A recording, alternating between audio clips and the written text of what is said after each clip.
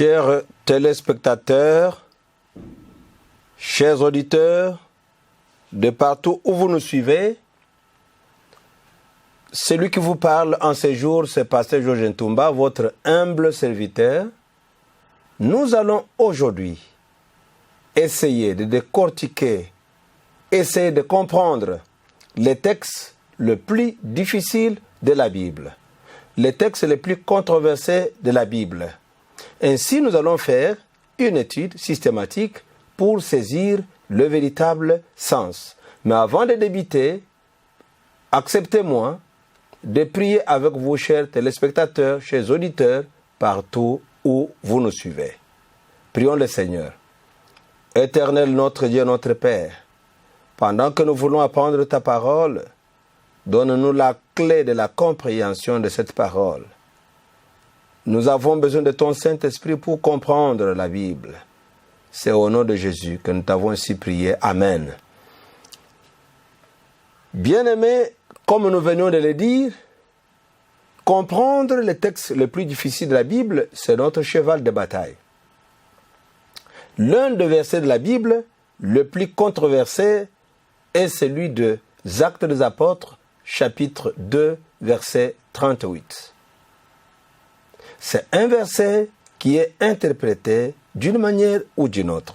Mais aujourd'hui, nous allons essayer de remettre ce verset dans son contexte. Nous allons essayer de faire une analyse pour comprendre de quoi il est question ici.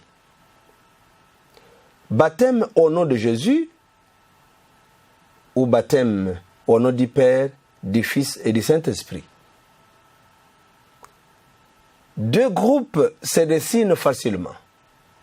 Un groupe qui dit « niet », on doit baptiser au nom de Jésus, et un autre qui dit « non, pas question, on doit baptiser au nom du Père, du Fils et du Saint-Esprit ». Nous allons demander à la Bible aujourd'hui pour que la Bible nous révèle ce qui est vrai, pour que la Bible nous dise qu'est-ce que nous devons retenir. Parce que la Bible, elle, s'interprète. Sola Scriptura. Nous allons lire Actes des Apôtres, chapitre 2, verset 38. Pierre leur dit, « Repentez-vous et que chacun de vous soit baptisé au nom de Jésus-Christ pour le pardon de vos péchés et vous recevrez les dons du Saint-Esprit. » Ce passage, une fois lu, il y a quand même certaines compréhensions qui se dégagent. Qu'est-ce qui va se dégager quand nous lisons ce passage? Il ressort de cette lecture des Actes des Apôtres de 38 de différentes interprétations. Certains disent que le baptême doit se faire seulement au nom de Jésus. La formule donnée par Jésus de baptiser au nom du Père, du Fils et du Saint-Esprit n'est plus valide car l'apôtre Pierre, divinement averti par le Saint-Esprit, a donné la formule qu'il faut. Quand est-ce qu'il a donné?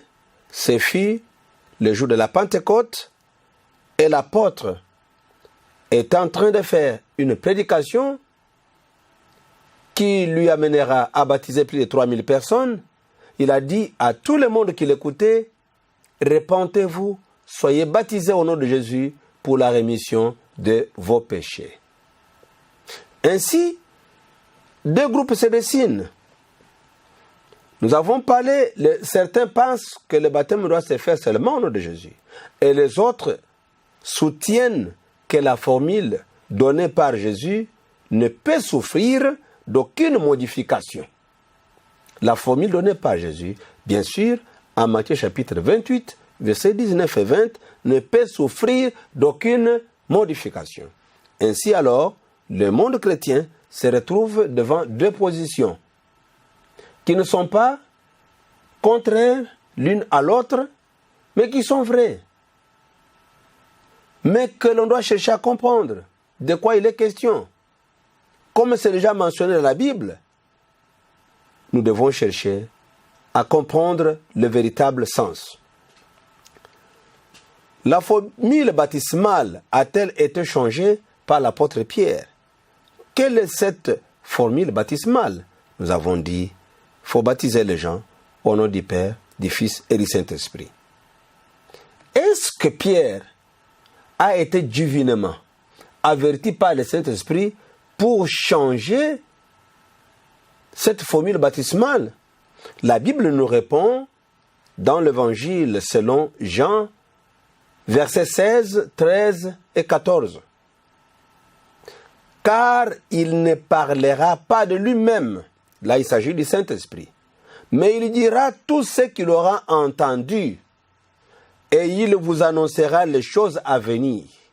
Le verset 14e, il me glorifiera parce qu'il prendra ce qui est à moi et vous l'annoncera. Le Saint-Esprit doit prendre ce qui est à Jésus pour annoncer cela à ses fidèles. Il me glorifiera parce qu'il prendra de ce qui est à moi et vous l'annoncera.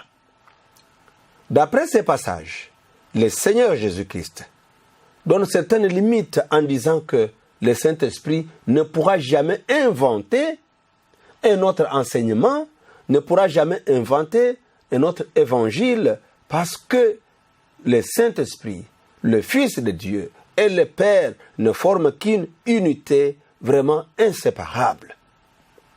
Parce que le Saint-Esprit doit glorifier Jésus, en prenant ce qui est à Jésus pour l'annoncer aux croyants que nous sommes. Est-il possible que le Saint-Esprit contredise Jésus en modifiant l'instruction donnée par Jésus lui-même en Matthieu 28, 19?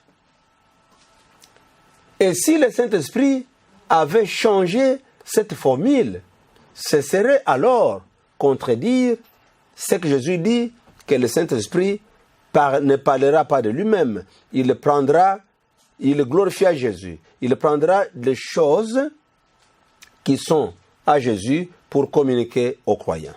Il me glorifiera parce qu'il prendra de ce qui est à moi et vous l'annoncera.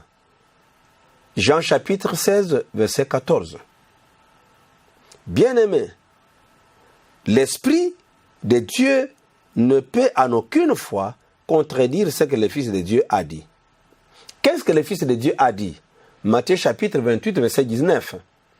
Allez, faites de toutes les nations, les disciples, les baptisant au nom du Père, du Fils et du Saint-Esprit.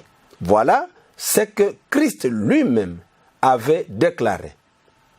Cette déclaration, beaucoup de théologiens, beaucoup des érudits de la Bible, aucun d'eux n'a avancé une raison pour dire que ce ne sont pas les paroles de Jésus. Jusqu'alors, tous les théologiens acceptent que Matthieu 28, 19, tout ce qui est là comme parole sont bel et bien les paroles prononcées par notre Sauveur Jésus-Christ. Mais étant donné que ce sont des paroles sorties de la bouche de Jésus-Christ, si le Saint-Esprit prend des choses qui sont à Jésus pour les communiquer aux croyants, le Saint-Esprit aurait contredit Jésus quelque part, par la bouche, par l'entremise de l'apôtre Pierre. On va se poser des questions. Devant un texte pareil qui cause des difficultés, nous devons consulter d'autres versets qui traitent le même sujet. Nous ne pouvons jamais nous arrêter tout simplement aux versets qui posent des problèmes ou qui posent des dilemmes, mais nous devons aussi voir d'autres sujets, d'autres passages de la Bible qui traitent le même sujet. Et essayer de mettre tous ces passages dans leur contexte pour comprendre de quoi il est question ici. Nous devons considérer la manière dont les différents baptêmes ont été administrés. Parce qu'ici, l'apôtre Pierre dit « Répentez-vous, soyez baptisés au nom de Jésus pour la rémission de vos péchés. » Répentez-vous, soyez baptisés. Parce que c'est le mot baptême au nom de Jésus qui pose des problèmes. Ainsi, nous devons considérer la manière dont les différents baptêmes ont été administrés dans l'Église primitive. Comment les baptêmes ont été administrés. 2. Nous devons savoir classer les discours dans leur contexte tout en considérant les modes et les temps utilisés quand nous allons exploiter comment les baptêmes ont été opérés dans l'Église primitive. Je dis bien, deuxièmement, nous allons considérer le mode et le temps. Troisièmement, nous devons savoir mieux tirer des conclusions en toute honnêteté et simplicité. Nous ne pouvons pas chercher à faire parler notre entendement, mais nous ne pouvons pas chercher à faire parler notre position. Mais nous devons nous rabaisser devant la Bible pour comprendre qu'est-ce que la Bible nous dit à ce sujet. Quand nous étudions tous les passages du Nouveau Testament qui parlent du baptême pendant que le baptême s'opère, curieusement, on va voir que tous ces passages sont au passé simple. Maintenant, loin de parler de la grammaire, mais je voudrais attirer l'attention de tout un chacun de nous pour que nous puissions comprendre aussi que les modes et les temps jouent un grand rôle. Le passé simple, c'est le mode indicatif. Le mode indicatif, c'est le mode de la certitude. C'est le mode de la certitude. C'est la vérité, c'est une chose vraie qui s'est déroulée. C'est pourquoi on doit utiliser le mode indicatif quand c'est une vérité, quand c'est une certitude. Ça, c'est le mode, on a compris, le mode indicatif. Mais le temps maintenant, c'est le temps passé simple. Un passé lointain, et moi je n'ai pas été témoin. Je dois faire quoi? Je dois utiliser un temps qui me permettra de faire une narration. Le temps qui me permettra de faire une narration n'est autre que le passé simple. C'est un temps qui me permet de faire une narration. Si vous voulez bien raconter les histoires de ce qui s'est passé pendant plusieurs années, il va falloir que vous puissiez utiliser les modes le temps de la narration, et ce temps n'est rien d'autre que le passé simple. Parce que les choses que vous n'avez pas vues, les choses qu'on vous a racontées, comment allez-vous confirmer comme si vous étiez sur place? Je crois bien, c'est ce que Luc, l'écrivain des Actes des Apôtres, présente, parce qu'il n'était pas sur place. Il a eu des informations. Lui-même, quand vous lisez les commencements de ce livre, il dit qu'il a mené des recherches, il a mené des enquêtes. Luc n'était pas un témoin oculaire, mais Luc était un témoin auriculaire. Comme il n'a pas vu, il a seulement entendu cette vérité de la bouche de plus proche de Jésus-Christ. Lui, en tant que témoin auriculaire, il doit narrer la situation telle qu'il l'a entendu parler. Dans ce cas, il va utiliser quel mode? Le mode indicatif, parce que l'histoire que lui-même a découverte, à partir de ses recherches, cette histoire est vraie. Comme l'histoire est vraie, mais comme lui n'était pas présent, il y a le temps déjà qui est déjà passé, c'est ainsi qu'il va utiliser le passé simple pour narrer l'histoire qui lui a été aussi racontée. Le passé simple exprime une action achevée du passé.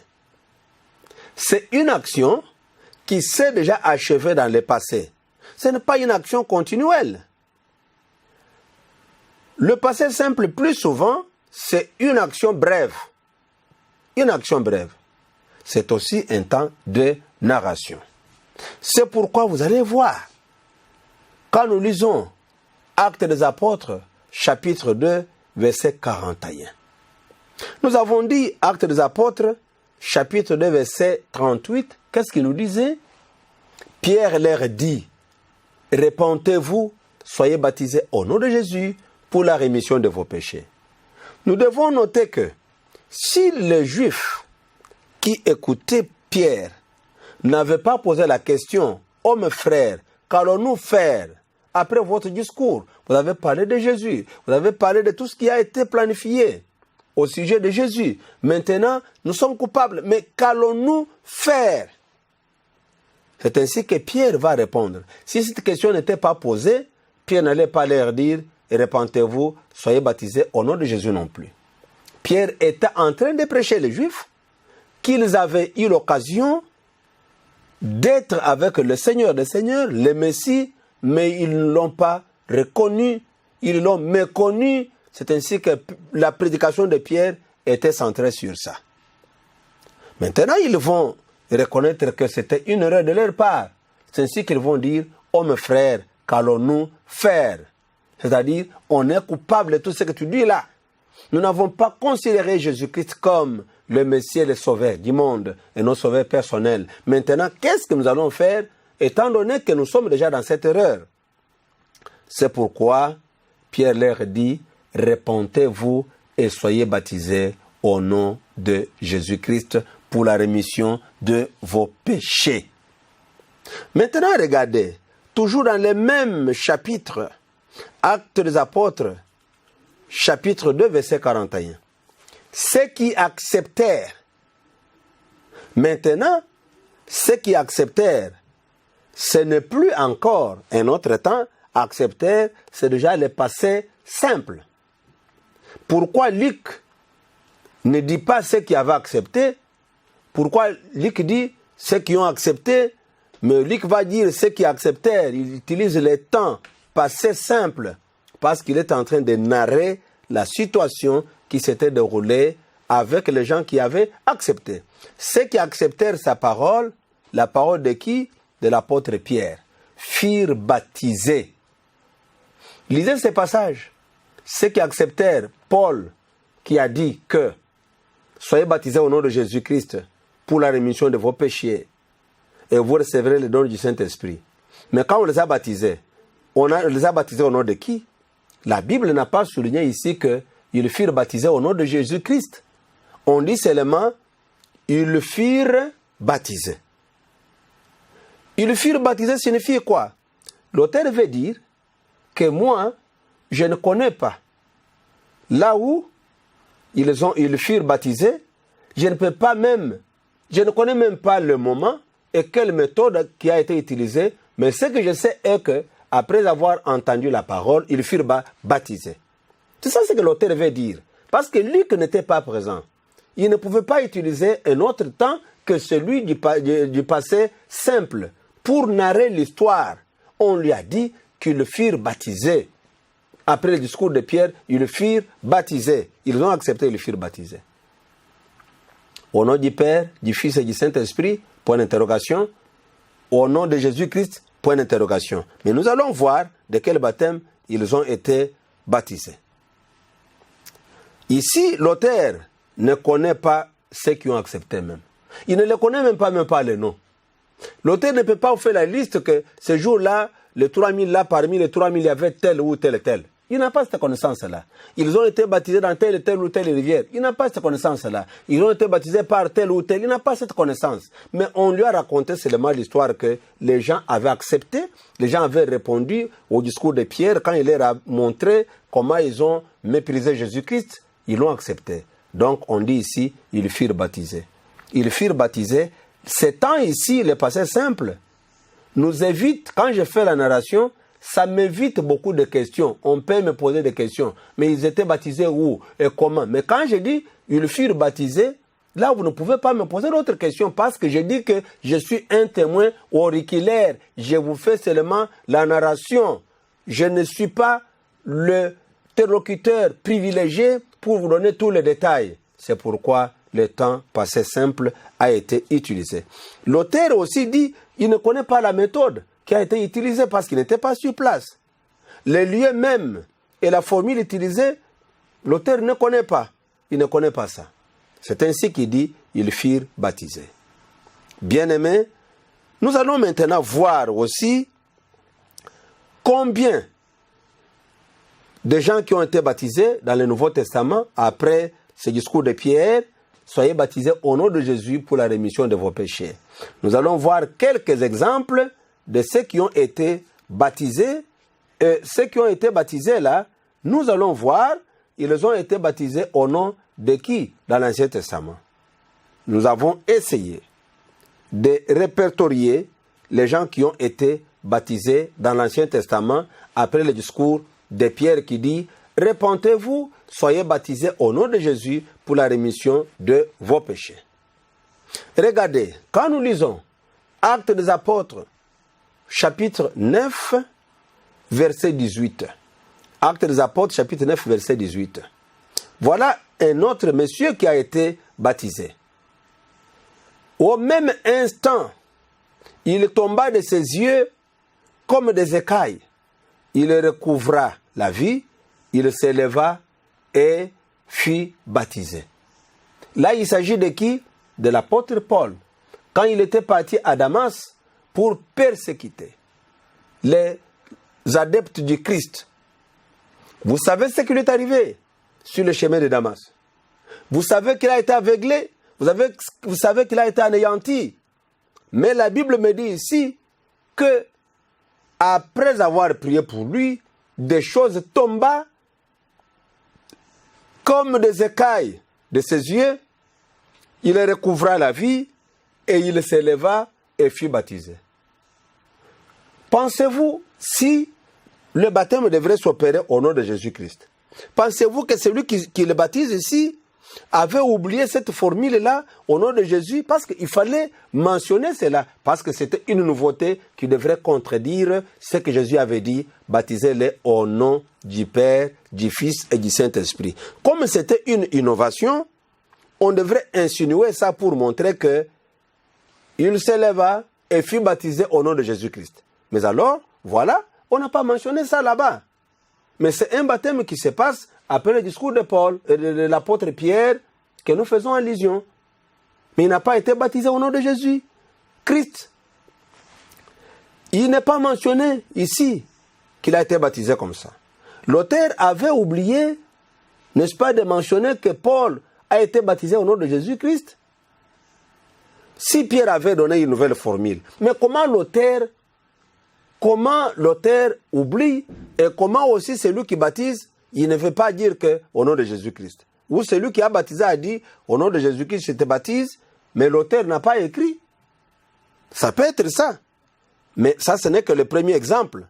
Mais voyons un autre exemple. Parce qu'ici, on a dit que l'auteur, peut-être, il peut avoir oublié. Mais comment cette formule n'intervient pas? Au nom de qui Paul a été baptisé? Au nom de qui? Parce que Paul, à cette période-là, c'était juste. Il n'y avait pas encore des années qui s'étaient déjà écoulées pour dire que les apôtres avaient déjà oublié de mentionner le baptême au nom de Jésus. Mais Paul était baptisé au nom de qui? Prenons un deuxième exemple.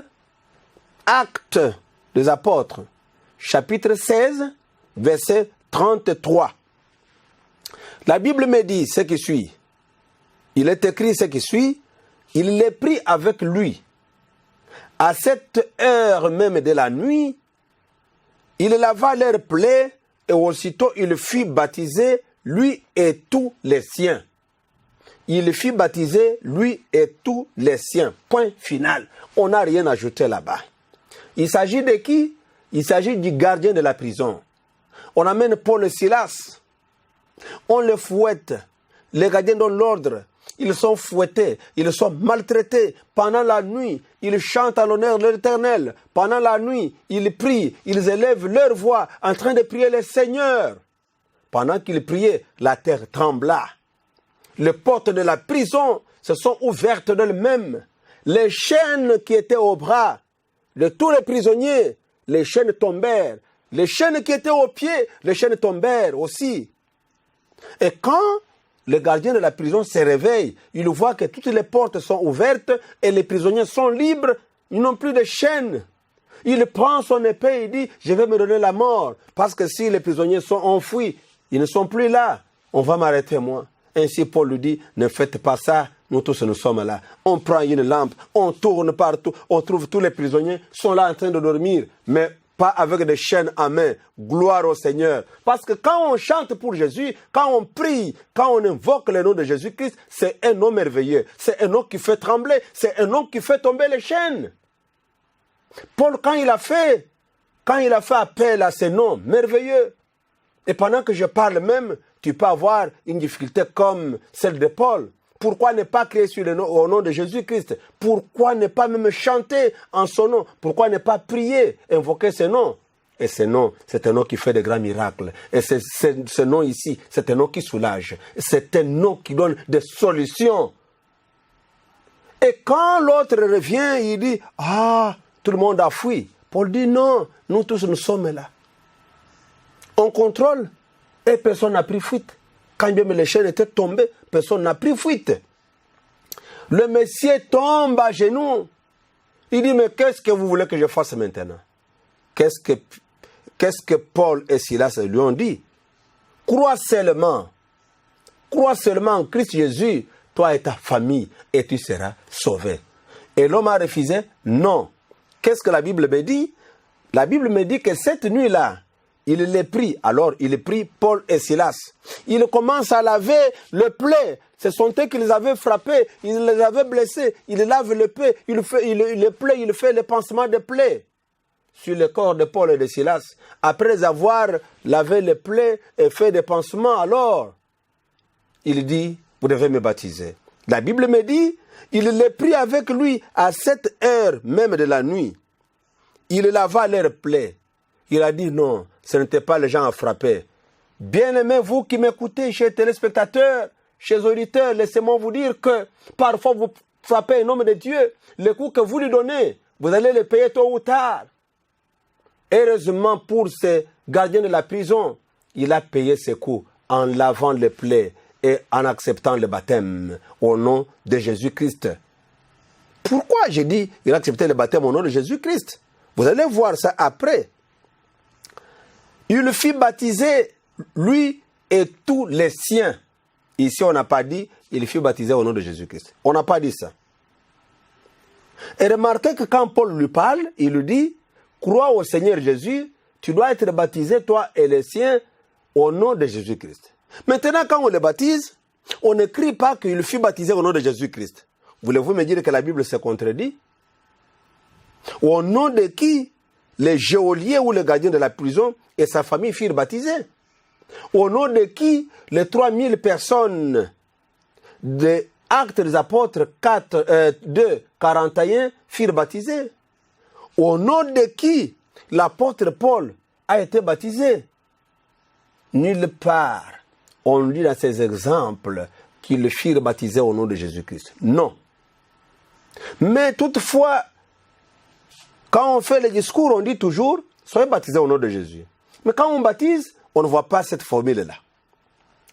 Un autre exemple se trouve dans Actes des Apôtres 2, 41. Ceux qui acceptèrent sa parole furent baptisés. Dans le même discours du chapitre 2, si nous acceptons la première possibilité, être baptisés au nom de Jésus, les Juifs n'ont pas été baptisés au nom de Jésus. Il est dit dans la Bible à ce sujet, ceux qui acceptèrent sa parole furent baptisés. On s'arrête là-bas. Furent baptisés, on s'arrête là-bas. C'est ça le Nouveau Testament. Il faut bien le comprendre. Et encore une chose, quatrième expérience encore. Quatrième exemple. Voilà ce qu'on nous dit. Dans Actes chapitre 18, verset 8. Actes 18, verset 8. Cependant, Crispus, le chef de la synagogue, qui crie au Seigneur avec toute sa famille, et plusieurs Corinthiens qui avaient entendu Paul crier aussi et furent baptisés. Regardez, même à Corinthe, chez les païens, on arrive. Quand on les a baptisés, on n'a pas dit « Je te baptise au nom de Jésus-Christ ». Mais la Bible me dit qu'il avait cru au Seigneur Jésus-Christ. Le problème d'abord, c'est d'accepter le Seigneur Jésus. On va revenir. Le problème, ce n'est pas d'être baptisé au nom de Jésus-Christ. Ils furent baptisés. Crispus et tous les Corinthiens n'ont pas été baptisés au nom de Jésus-Christ. Mais la Bible me dit que tous ceux qui avaient cru, Crispus et tous ceux qui avaient cru, les Corinthiens là, la formule baptismale baptismale de Pierre, l'innovation de Pierre pour dire soyez baptisés au nom de Jésus-Christ n'a pas été suivie. Si la formule baptismale donnée par Jésus était changée par Pierre lors de son discours à la Pentecôte, Crispus et sa famille et plusieurs Corinthiens qui avaient accepté Jésus pouvaient être baptisés au nom de Jésus-Christ. Mais ici, la Bible déclare qu'ils furent baptisés tout court. On n'a pas ajouté autre chose. On n'a pas ajouté autre chose. On dit ils furent baptisés. Tous les exemples que je viens de donner, tous les exemples que je viens de démontrer ici montrent clairement que le baptême du Nouveau Testament qui s'est déroulé, on n'a pas vu quelqu'un qui a été baptisé, on le baptise, on dit « Je te baptise au nom de Jésus-Christ ». Non. Il y a aussi, quand vous allez lire Actes des Apôtres, au chapitre 8, le baptême de l'eunuque éthiopien, on dit, quand il a vu l'eau, il a dit « Voici l'eau, qu'est-ce qui t'empêche pour me baptiser ?» Aussitôt, il fut baptisé. On n'a pas mentionné qu'ils furent baptisés au nom de Jésus-Christ. Bien-aimés, Actes chapitre 8, versets 14 et 16, je vais vous dire quelque chose. Que dire encore toujours? C'est peut-être l'oubli. Pour Paul, on a oublié. Pour Crispus, on a oublié. Pour les gardiens de la prison, on a oublié. Les gens que Pierre lui-même avait prêchés, il leur avait dit, repentez-vous, soyez baptisés au nom de Jésus-Christ. Pierre et les autres ont oublié de les baptiser au nom de Jésus-Christ. On ne mentionne pas ça. Donc la Bible a fait au moins combien d'oublis? Au moins 5 oublis là. Partout là, la Bible fait que oublier. Il oublie, soyez baptisés au nom de Jésus-Christ. Il oublie.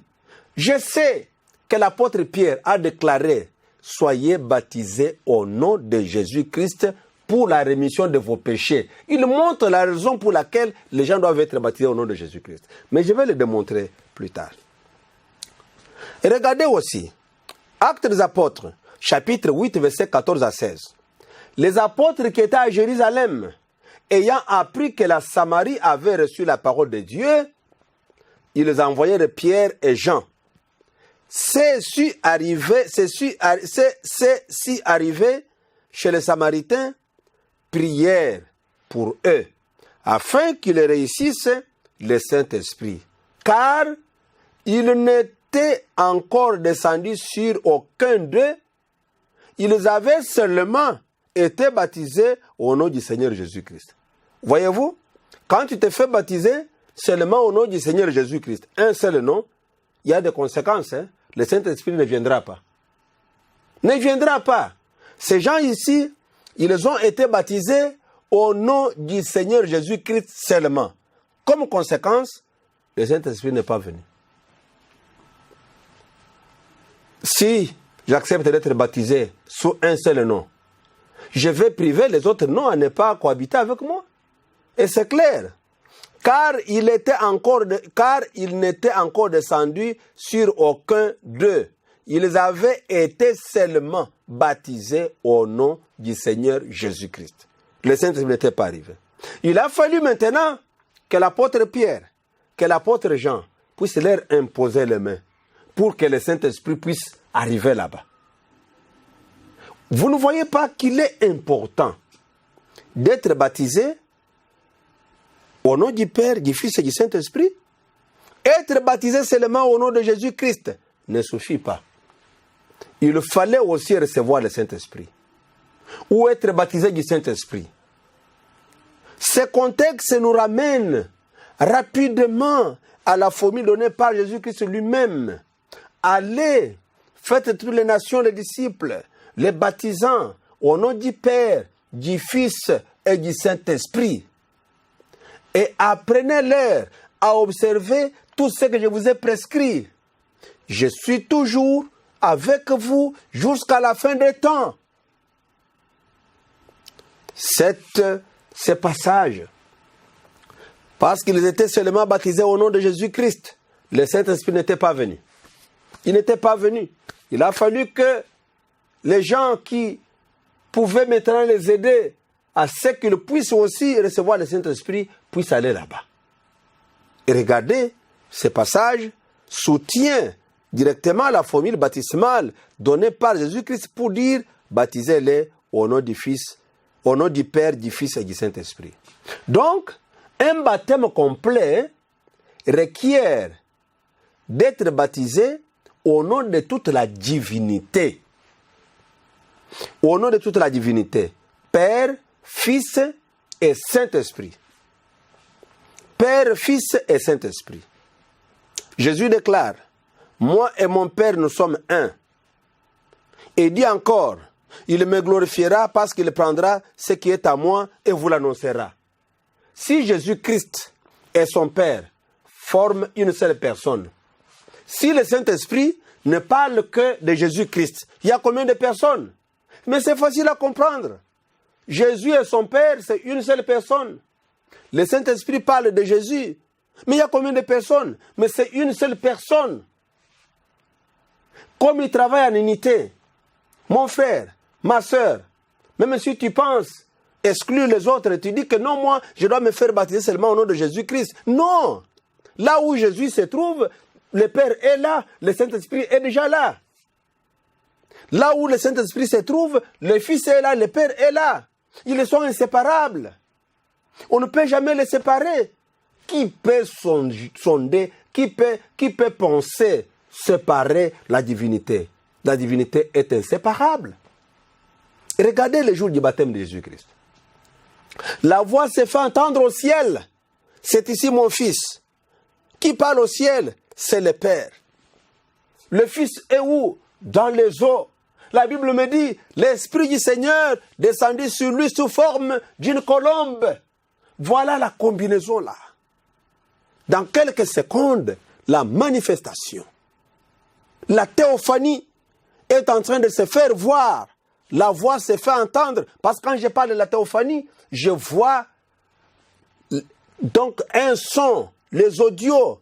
C'est une méthode audiovisuelle. Je dis bien la théophanie, c'est une méthode audiovisuelle. Dieu se présente en utilisant les moyens humains pour que les gens puissent le comprendre. Bien-aimés, nous devons comprendre bien ça. Donc le baptême complet requiert être baptisé au nom de toute la divinité. Père, Fils et Saint-Esprit. On peut dire ici qu'il est impossible de séparer ou de vouloir effacer ou de vouloir ignorer l'un d'eux alors qu'ils travaillent en parfaite unité. Il y a en mathématiques, je n'ai jamais oublié ce que nous avons étudié. La définition d'un ensemble, on peut définir un ensemble en compréhension ou en extension. Tous les enfants qui apprennent la mathématique, ils peuvent bien me comprendre. En compréhension, je peux dire ensemble A. En extension, je peux dire ensemble A est composé de père, papa, maman et les enfants. Mais ça, j'ai défini en extension. En compréhension, je vais dire la famille A. Mais quand je dis papa, maman et les enfants, c'est en extension. Quand vous avez dit, vous avez nommé une seule personne, sachez qu'il soit en unité. Sachez que tu as défini cet ensemble en compréhension. Mais il faut définir l'ensemble en extension. Bien-aimés dans le Seigneur. Jésus connaissait bien leur unité qui existe avant même que le monde n'existe. Il savait qu'ils sont toujours unis avant la fondation du monde. Il mentionne cette unité dans la formule baptismale qui est la clé du royaume de Dieu. Parce que le baptême, d'après Jean chapitre 3, verset 8, c'est la clé même du royaume de Dieu. Jésus mentionne cette unité. Il dit que les gens soient baptisés au nom du Père, du Fils et du Saint-Esprit. Qui suis-je pour dissocier les gens qu'on ne peut jamais séparer. Qui suis-je pour faire cela? Jésus lui répondit, en vérité, je te l'ai dit, si un homme n'est né d'eau et d'esprit, il ne peut entrer dans le royaume de Dieu. C'est pour montrer que le baptême était quelque chose vraiment de plus important qui devrait faire entrer quelqu'un au ciel. Et c'est la clé même du royaume de Dieu. Là, c'est dans Jean chapitre 3, verset 5. Mais alors, l'absence de l'un de ses membres ferait que la divinité ne puisse pas exister. Donc, quand tu retranches l'un de ces trois, la divinité n'existe pas pour toi. Quand tu retranches deux, reste un seul membre de cette divinité, la divinité n'existe pas pour toi. Alors, la connaissance, quand l'absence de l'un des membres de la divinité crée la méconnaissance du véritable Dieu. Quand quelqu'un retranche l'un des membres de la divinité, il doit méconnaître maintenant cette divinité-là. Quand quelqu'un comprend bien la présence, la coexistence, la cohabitation de ces trois, c'est la véritable connaissance de Dieu qui s'est créée en l'homme. Et c'est la vie éternelle que l'homme est en train de comprendre. Bien-aimé, le problème n'est pas le baptême au nom de Jésus. Le problème n'est pas tout simplement le baptême au nom du Père, du Fils et du Saint-Esprit. Mais laissez-moi vous dire qu'ici, si je pose mon problème, qu'il faut seulement baptiser les gens au nom de Jésus, mon problème, ce n'est pas le baptême, mon problème, c'est que je n'ai pas foi en la Trinité. On peut dire que la Trinité n'existe pas. Le mot tri n'existe pas dans la Bible parce que le latin ou toutes les langues latines qui nous donnent le terme tri viennent après. La Bible a été écrite pendant plusieurs années dans l'Ancien Testament. Vous ne pouvez pas voir ça.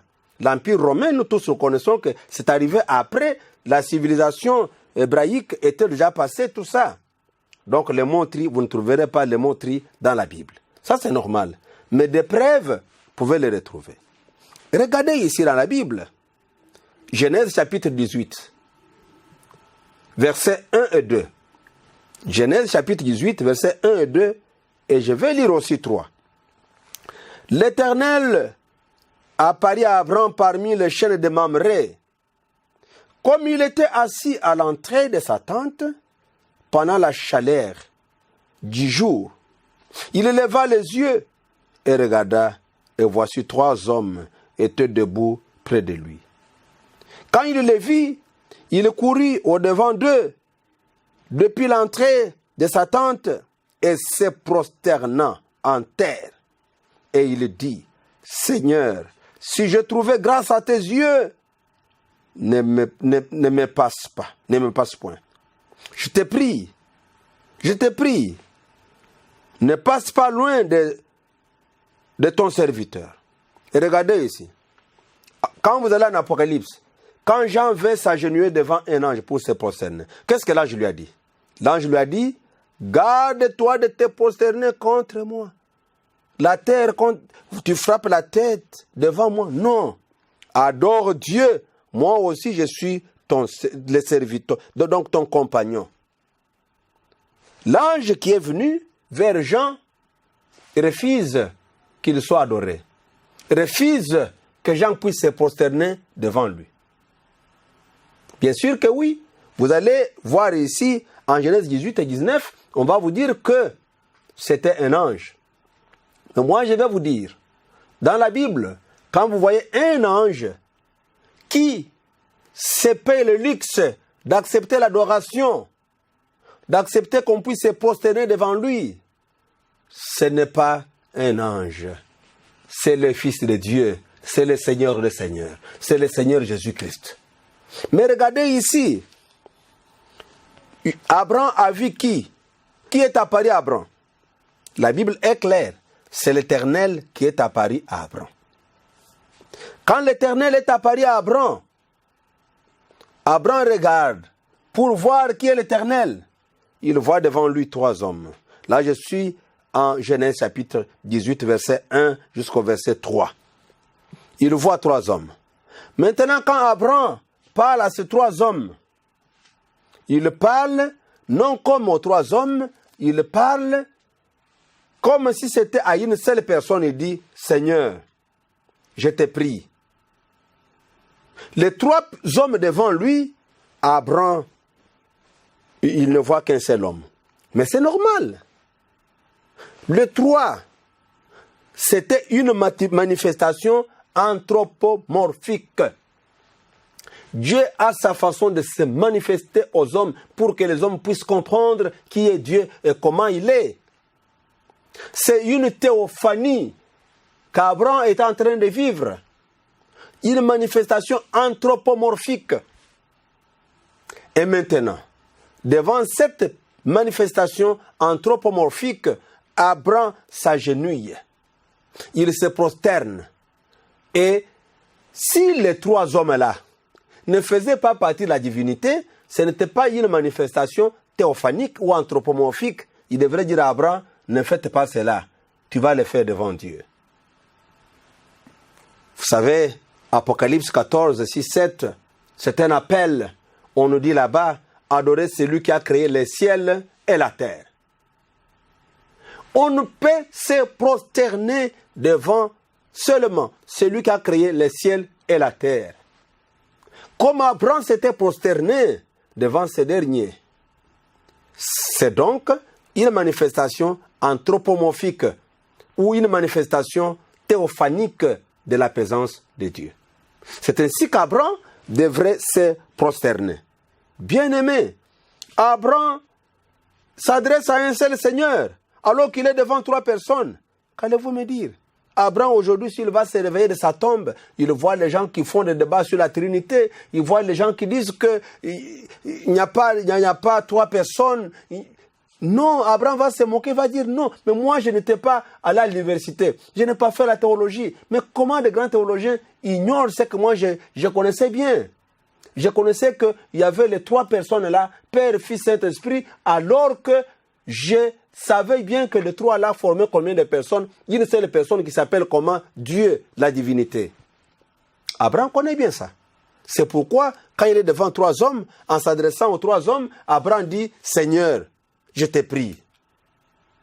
3 hommes devant, Abraham s'adresse à un seul homme. Et regardez cette image, s'il vous plaît, chers spectateurs, regardez cette image. Abraham devant 3 hommes, il s'adresse à un seul homme.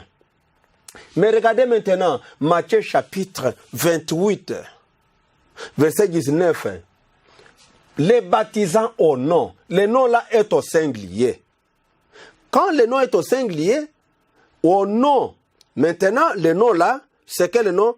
Père, Fils et le Saint-Esprit. On veut vous dire que Père, Fils et le Saint-Esprit, ce n'est pas plusieurs personnes, mais c'est une seule personne qui s'appelle le Dieu Tout-Puissant, Elohim El Shaddai. Le Dieu Tout-Puissant. Et regardez, combien de noms baptisez-les au nom. Un seul nom. Et regardez dans votre Bible, le nom là est au singulier. Pourquoi? Et regardez, mais après le nom qui est au singulier, si on avait écrit au nom au pluriel, Père, Fils, Saint-Esprit, on pouvait dire que les 3 sont séparés. Mais les 3 travaillent en unité. L'unité de ces 3, c'est ce qui sauve, c'est ce qui délivre. L'unité de ces 3 a créé, l'unité de ces 3 sauve, l'unité de ces 3 restaure aussi. Abraham connaissait bien la chose. Vous allez me dire que ce sont les anges.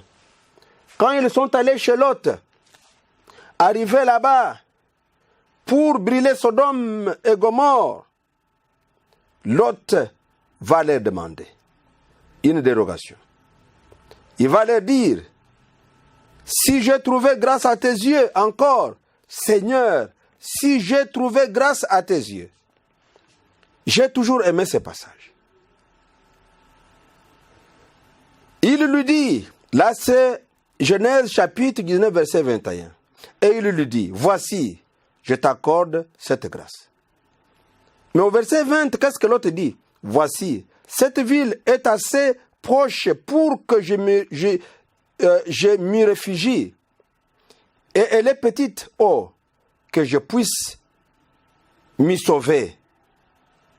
N'est-elle pas petite et que mon âme vive?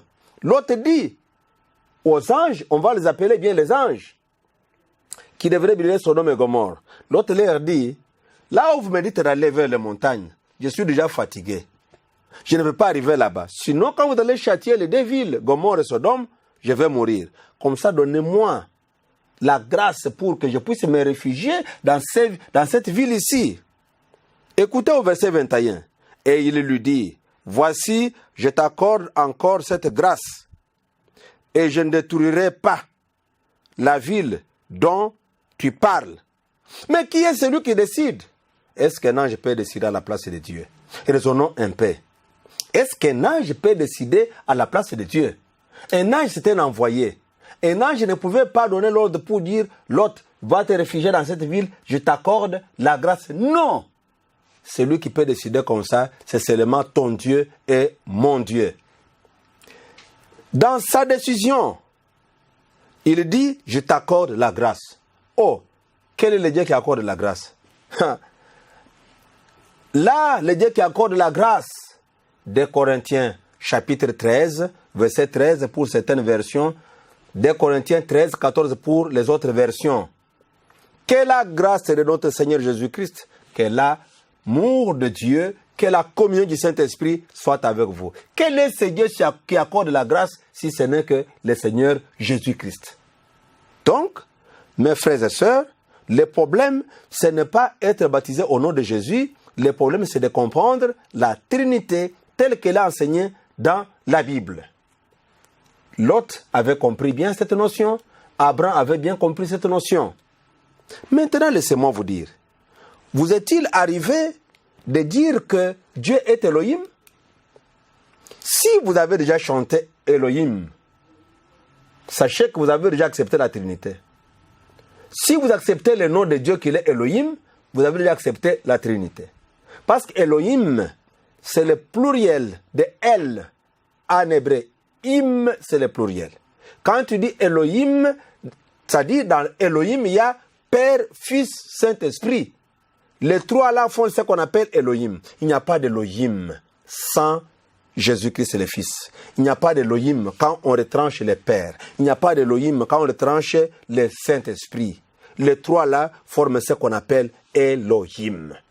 Le pluriel qui est dans la divinité. Le pluriel est là, Elohim, qui forme une seule personne qu'on appelle Jéhovah Dieu. Tu peux ne pas accepter le baptême au nom du Père, du Fils et du Saint-Esprit. Parce que les autres retiennent Mordicus. Mais le baptême au nom du Père, du Fils et du Saint-Esprit reste vraiment important. Pourquoi? Quand je me fais baptiser au nom du Père, le Père, qu'est-ce qu'il fait en moi? Le Dieu est amour. L'amour qui est chez lui là, entre aussi en moi. Quand je me fais baptiser au nom du Fils, c'est lui qui me donne la grâce. Le sacrifice, la grâce. Donc, directement, l'esprit de sacrifice m'habite. La grâce de Dieu est avec moi. Et quand je me fais baptiser au nom du Saint-Esprit, alors l'unité et la communion restent avec moi. Maintenant, si je me fais baptiser sous un seul nom, je vais manquer d'autres qualités qui vont m'aider dans la vie chrétienne. Au nom de qui pouvons-nous baptiser? C'est clair. C'est clair. Tout ce que nous avons vu, il est clair que Pierre ne pouvait jamais contredire son Sauveur. Parce que Pierre dit que nous, apôtres, nous sommes des petites pierres.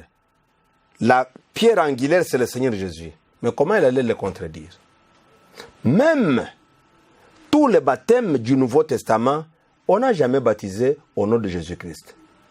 Mais partout là, on me dit qu'ils furent baptisés. Mais c'est seulement dans la prédication où les gens disaient « Sois baptisé au nom de Jésus-Christ », comme pour dire « Accepte le Seigneur Jésus ». Même maintenant, toi qui me suis, je te demande « Sois baptisé au nom de Jésus », ce qui signifie accepter le nom de Jésus. Être baptisé au nom de quelqu'un, c'est-à-dire s'imprégner dans la doctrine de quelqu'un.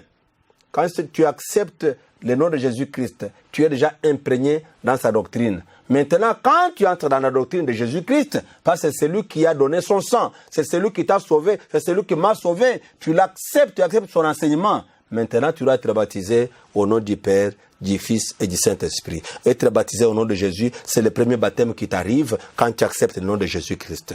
Là, c'est un baptême dans la philosophie de Jésus-Christ, dans ses enseignements. Maintenant, après ce baptême-là, tu vas avoir un baptême méthodique qui a la formule laissée par Jésus au nom du Père, du Fils et du Saint-Esprit.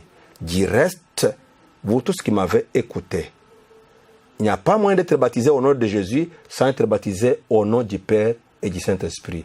Si tu vas te faire baptiser au nom de Jésus, sache aussi que le Père doit intervenir, le Saint-Esprit doit intervenir.